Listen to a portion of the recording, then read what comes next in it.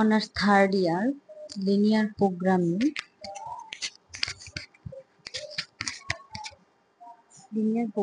এর চ্যাপ্টার 2 আমরা শুরু করবো। চ্যাপ্টার 2 এ তিনটা টাইপ আছে। একটা হচ্ছে এলপিপি, গরিষ্ঠ আকারে থাকলে এলপিপি তে মানে লিনিয়ার প্রোগ্রামিং সমস্যার আদর্শ আকার এবং লঘিষ্ঠকরণের লিনিয়ার প্রোগ্রামিং এর আদর্শ আকার এবং আরেকটা হচ্ছে ক্যানোনিক্যাল আকার। আজকে আমরা পড়বো হচ্ছে লিনিয়ার প্রোগ্রামিং এর এলপিপি এর প্রমাণ আকারে বৈশিষ্ট্য। এলপিপি করতে হলে আমাদেরকে কি জানতে হবে? প্রথমে হচ্ছে উদ্দেশ্য ফাংশনের গরিষ্ঠ অথবা লঘিষ্ঠকরণ। এখন উদ্দেশ্য ফাংশনটা কি?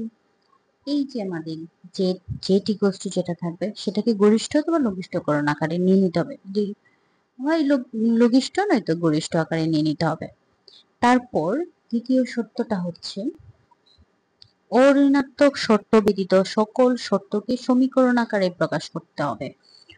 অঋণাত্মক শর্তসমূহ ব্যতীত, অঋণাত্মক শর্ত বলতে বোঝায় যেগুলা অঋণাত্মক মানে যেগুলা ঋণাত্মক, পজিটিভ থাকবে সেগুলাকে কোনো কিছু করতে হবে না, যেগুলা নেগেটিভ থাকবে এই যে আমাদের এখানে সবগুলাই পজিটিভ আছে।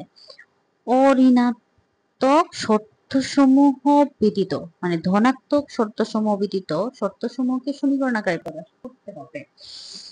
তারপর হচ্ছে প্রত্যেক শর্তের ডান পক্ষ অঋণাত্মক হতে হবে। প্রত্যেক শর্তের ডান পক্ষ অঋণাত্মক হতে হবে এবং সকল সিদ্ধান্ত চলক অঋণাত্মক হতে হবে। সিদ্ধান্ত চলক বলতে আমরা যে S1 S2 নিব সেগুলাকে বলা হয় অঋণাত্মক চলক নিতে হবে।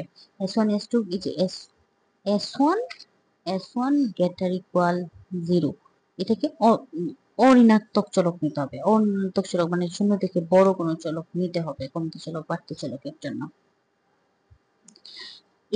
এই চারটা হচ্ছে আমাদের এলপিপি তে প্রমাণ আকারের বৈশিষ্ট্য। এখন এটার মধ্যে কিছু গুরুত্বপূর্ণ নোটস আছে। সেটা হচ্ছে যদি আমাদের এই যে মানটা এটা যদি আমাদের কি হতো, এটা যদি এরকম হতো x less than equal 0 তখন আমরা এটাকে কি করতাম, x এর পরিবর্তে আমরা লিখতাম হচ্ছে মাইনাস এক্স প্রাইম। এখন এখানে যদি 1 থাকে তাহলে এখানে 1 হবে, এখানে 2 থাকলে 2 হবে, অর্থাৎ এখানে আমরা i দ্বারা প্রকাশ করতে পারি। যদি এটা কি হয়, লেস ইকুয়াল হয়, যদি এটা লেস ইকুয়াল হয় এই শর্ত সমূহের মধ্যে এই দুটোটা যদি লেস ইকুয়াল হয় তাহলে এটা হবে হচ্ছে মাইনাস আই প্রাইম। আবার যদি আমাদের গ্রেটার ইকুয়াল হয় অঋণাত্মক হয় তাহলে কোনো সমস্যা নেই, যদি ঋণাত্মক হয় তাহলে আমরা ধরবো হচ্ছে মাইনাস আই। আবার এখানে আরো একটা কন্ডিশন থাকতে পারে, সেটা হচ্ছে বাধাহীন, চিহ্ন বাধাহীন অর্থাৎ অপ্রতিহত, চিহ্ন অপ্রতিহত মানে হচ্ছে এটা পজিটিভও হতে পারে নেগেটিভও হতে পারে, নির্দিষ্ট কোনো চিহ্ন দেওয়া নাই। সেক্ষেত্রে আমরা কি করব, এই এক্স ইকুয়ালস টু লিখবো। x1 যদি হয়, যদি মনে করো এখানে x1 থাকে অথবা x3 থাকে, তাহলে আমি x3 এরকম আছে যে x3 বাধাহীন, চিহ্ন বাধাহীন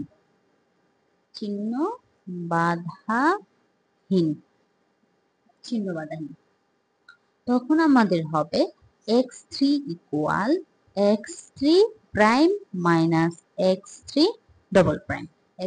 এটা ধরে আমাদেরকে কাজ করতে হবে x, এবং এখানে x3 প্রাইম 3 থাকে তাহলে 3, 2 থাকলে 2, 1 থাকলে 1, x3 প্রাইম এটা হচ্ছে গ্রেটার ইকুয়াল 0 অঋণাত্মক এবং x3 ডবল প্রাইম এটাও গ্রেটার ইকুয়াল 0। তারপর আরো একটা গুরুত্বপূর্ণ নোটস হচ্ছে যদি কোনো শর্ত আসন্ন আকারে থাকে তবে এটিকে সমীকরণ আকারে রূপান্তর করার জন্য কমতি চলক ও বাড়তি চলক। এখন কমতি চলক ও বাড়তি চলকের মধ্যে কাজটা হচ্ছে যদি এটা গ্রেটার ইকুয়াল থাকে মানে লেস ইকুয়াল থাকে মানে এদিকে ছোট থাকে তাহলে এটা হবে হচ্ছে কমতি চলক, আর কমতি চলকে যোগ করতে হয়, আর যদি গ্রেটার ইকুয়াল থাকে তার মানে এদিকে বেশি, এদিকে যদি বড় থাকে তাহলে সেটা হয় বাড়তি চলক, আর বাড়তি চলকে বিয়োগ করতে হয়, বাড়তি চলকে কি করতে হয়, বিয়োগ করতে হয়।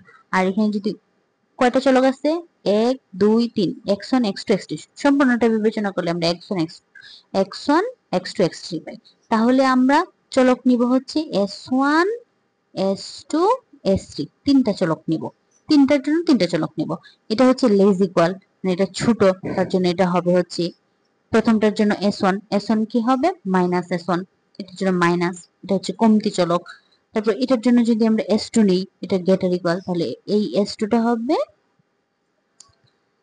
মাইনাস, এর পাশে মাইনাস, যেটা কম থাকবে কমতি চলকে যোগ করব, বাড়তি চলকে বিয়োগ করব, বাড়তি চলকে বিয়োগ করব। তারপর আমাদের আরো একটা কন্ডিশন আছে, সেটা হচ্ছে মোস্ট ইম্পর্টেন্ট কন্ডিশন। যদি কোনো সিদ্ধান্ত চলকে আবদ্ধ থাকে, যদি কোনো সিদ্ধান্ত চলক আবদ্ধ আকারে থাকে তাহলে কি হবে, অর্থাৎ এইখানে যদি আমাদের লাস্ট কন্ডিশনটা যদি এরকম না দিয়ে এরকম এরকম দিত যে x3 x3 less equal to, শুধু একটা থাকতো x3 লেস ইকুয়াল টু, এরকম থাকতো, তখন আমাদের কি হতো, আমরা এটাকে ধরতাম হচ্ছে x3 x3, যদি আমাদের এরকম থাকতো x3, ও সরি সরি সরি ভুল হয়ে গেছে, x3 লেস ইকুয়াল থাকতো, তাহলে আমরা কি ধরতাম, এই যে আমরা এখানে এখানে লিখেছিলাম যে x3 equal minus x3 prime, শুধু একটা মাইনাস দিয়ে লিখে ফেলতাম। কিন্তু যদি আমাদের থাকে x3 গ্রেটার ইকুয়াল, কি x3 greater equal, x3 greater equal 3, মানে জিরো ব্যতীত অন্য কোনো কিছু থাকে, জিরো ব্যতীত অন্য কোনো কিছু যদি থাকে, তখন আমাদের কি হবে, তখন আমাদেরকে কি দ্বারা প্রতিস্থাপন করতে হবে, এই x3 কে আমরা x3 মাইনাস এই এখানে যে চলকটা থাকবে, যে সংখ্যাটা থাকবে, শূন্য পরিবর্তে যে সংখ্যাটা থাকবে সেটা মাইনাস করে দিতে হবে, এটা দ্বারা প্রতিস্থাপন করতে হবে। এবং যেখানে